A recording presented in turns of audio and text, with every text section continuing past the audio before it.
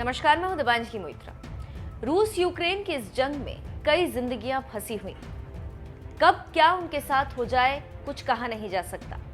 धीरे धीरे करके दूसरे देश रूस यूक्रेन में फंसे हुए अपने नागरिकों को बाहर निकाल रहे हैं। ऐसे में भारत भी यूक्रेन में फंसे भारतीय छात्रों को स्वदेश लाने के लिए ऑपरेशन गंगा चला रखा है। इस वक्त देश के 4 केंद्रीय मंत्री ऑपरेशन गंगा के तहत यूक्रेन के पड़ोसी देश से छात्रों को निकालने के लिए पूरी कोशिश में जुटे हुए हैं। इस बीच दिवंगत पूर्व विदेश मंत्री सुषमा स्वराज का एक वीडियो काफी वायरल हो रहा है, जिसमें वो यमन युद्ध के दौरान भारतीय लोगों को निकालने के लिए देश के प्रयासों का जिक्र कर रहे हैं, जिसमें उन्हें ऑपरेशन राहत के बारे में बात करते हुए देखा जा रहा है। दरअसल भारत की तरफ से 2015 में यमन से भारतीय नागरिकों को निकालने के लिए शुरू किया गया था, जिसका वीडियो इस समय तेजी से वायरल हो रहा है। वायरल वीडियो में सुषमा स्वराज कहती हुई सुनाई दे रही हैं कि लोग पीएम मोदी की लगातार विदेश यात्राओं पर सवाल उठाते हैं। कुछ लोग कहते हैं कि वो हवाई जहाज में रहते हैं, ऐसे दौरों का क्या फायदा। साथ ही सुषमा स्वराज आगे कहती हैं, मैं इस प्रश्न का समाधान करना चाहती हूँ। ये यात्राएं मजेदार नहीं है, बल्कि व्यक्तिगत संबंध स्थापित करने के लिए, और इन मजबूत संबंधों का लाभ भारत उठा रहा है। चलिए आपको सुषमा स्वराज के वायरल हो रहे वीडियो से वाकिफ कराते हैं। बहुत बार लोग यहाँ पूछते हैं, विदेश तो जाते हैं प्रधानमंत्री, कई तो कहते हैं जहाज में ही रहते हैं, पर करते क्या है, उससे देश का लाभ क्या हुआ है? ये आमतौर पे एक प्रश्न आता है भारत की विदेश नीति को लेकर। सबसे पहले इसी का जवाब देना चाहूंगी। मित्रों, ये यात्राएं तफरी के लिए नहीं होती, ना मौज मस्ती के लिए होती हैं। ये यात्राएं हुई हैं संबंध बनाने के लिए, ये यात्राएं हुई हैं व्यक्तिगत रिश्ते बनाने के लिए, ये यात्राएं हुई हैं दोस्तियां बढ़ाने के लिए। और इन रिश्तों की ताकत को मैंने इन 5 वर्षों में बार बार देखा है, बार बार आजमाया है। उदाहरण के साथ आपको बताना चाहूंगी। सबसे पहले मैंने इसे आजमाया जब यमन में युद्ध शुरू हुआ और भारतीय नागरिकों को बाहर निकालने की समस्या हमारे सामने आन खड़ी हुई। वो समस्या नहीं, चुनौती थी। ऊपर से गोले बरस रहे थे, समुद्र में लुटेरे बैठे थे, जमीन पे बंदूकों से लड़ाई हो रही थी, जल, थल और नभ, तीनों रास्ते बंद थे। कैसे निकालें? मुझे ध्यान आया कि प्रधानमंत्री की एक मीटिंग ब्रिस्बेन में सऊदी अरब के नरेश से हुई थी।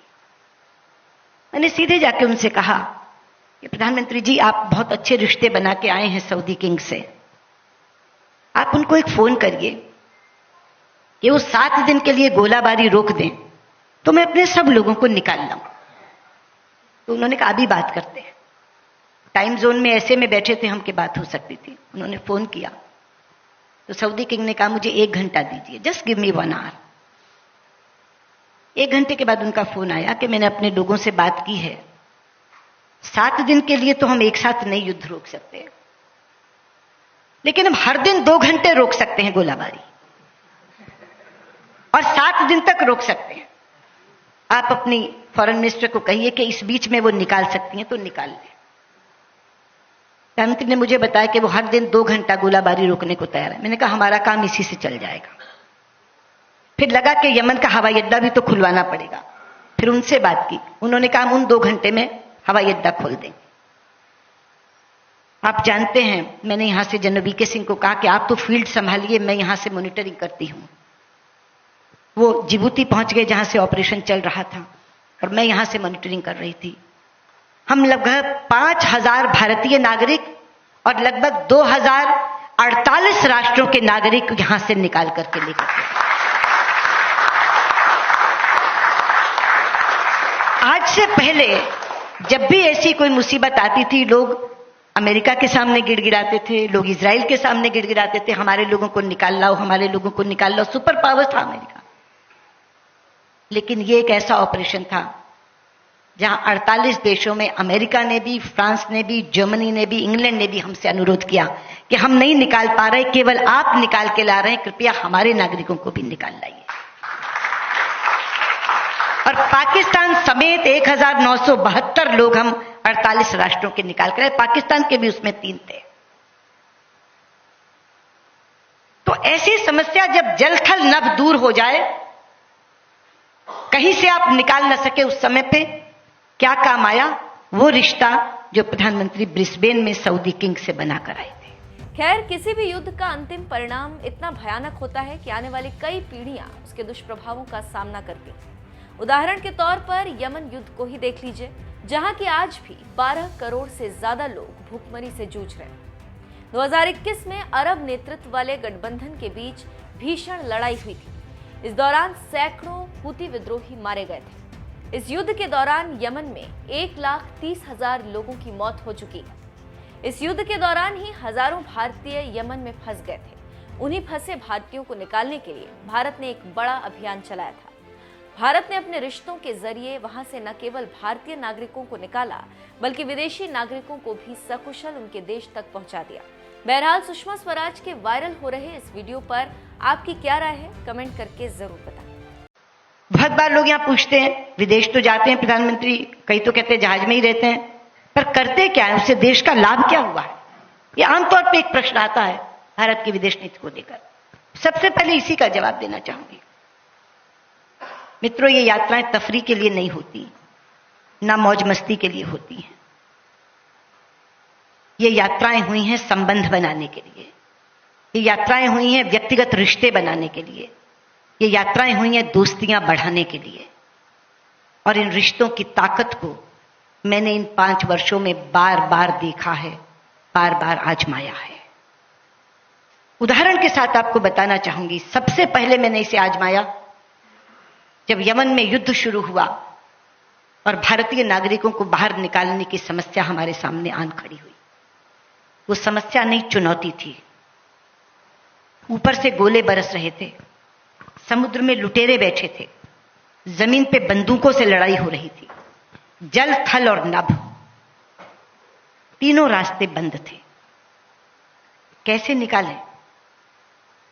मुझे ध्यान आया कि प्रधानमंत्री की एक मीटिंग ब्रिस्बेन में सऊदी अरब के नरेश से हुई थी। मैंने सीधे जाके उनसे कहा कि प्रधानमंत्री जी, आप बहुत अच्छे रिश्ते बना के आए हैं सऊदी किंग से, आप उनको एक फोन करिए कि वो 7 दिन के लिए गोलाबारी रोक दें तो मैं अपने सब लोगों को निकाल लाऊं। तो उन्होंने कहा अभी बात करते हैं।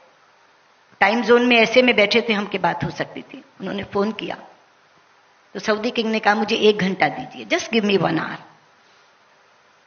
1 घंटे के बाद उनका फोन आया कि मैंने अपने लोगों से बात की है, 7 दिन के लिए तो हम एक साथ नहीं युद्ध रोक सकते, लेकिन हम हर दिन 2 घंटे रोक सकते हैं गोलाबारी, और 7 दिन तक रोक सकते हैं। आप अपनी फॉरेन मिनिस्टर को कहिए कि इस बीच में वो निकाल सकती हैं तो निकाल लें। प्रधानमंत्री ने मुझे बताया कि वो हर दिन 2 घंटा गोलाबारी रोकने को तैयार है। मैंने कहा हमारा काम इसी से चल जाएगा। फिर लगा कि यमन का हवाई अड्डा भी तो खुलवाना पड़ेगा। फिर उनसे बात की, उन्होंने कहा हम उन 2 घंटे में हवाई अड्डा खोल देंगे। आप जानते हैं, मैंने यहां से जनरल वीके सिंह को कहा कि आप तो फील्ड संभालिए, मैं यहां से मॉनिटरिंग करती हूं। वो जिबूती पहुंच गए जहां से ऑपरेशन चल रहा था, और मैं यहां से मॉनिटरिंग कर रही थी। हम लगभग 5,000 भारतीय नागरिक और लगभग 2,048 राष्ट्रों के नागरिक यहां से निकाल करके लेकर गए। आज से पहले जब भी ऐसी कोई मुसीबत आती थी, लोग अमेरिका के सामने गिड़गिड़ाते थे, लोग इजराइल के सामने गिड़गिड़ाते थे, हमारे लोगों को निकाल लाओ, हमारे लोगों को निकाल लाओ। सुपर पावर था अमेरिका। लेकिन ये एक ऐसा ऑपरेशन था जहां 48 देशों में अमेरिका ने भी, फ्रांस ने भी, जर्मनी ने भी, इंग्लैंड ने भी हमसे अनुरोध किया कि हम नहीं निकाल पा रहे, केवल आप निकाल के ला रहे हैं, कृपया हमारे नागरिकों को भी निकाल लाइए। और पाकिस्तान समेत 1972 लोग हम 48 राष्ट्रों के निकाल कर आए। पाकिस्तान के भी उसमें 3 थे। तो ऐसी समस्या जब जल थल नभ दूर हो जाए, कहीं से आप निकाल न सके उस समय पे क्या काम आया वो रिश्ता जो प्रधानमंत्री ब्रिस्बेन में सऊदी किंग से बनाकर आए।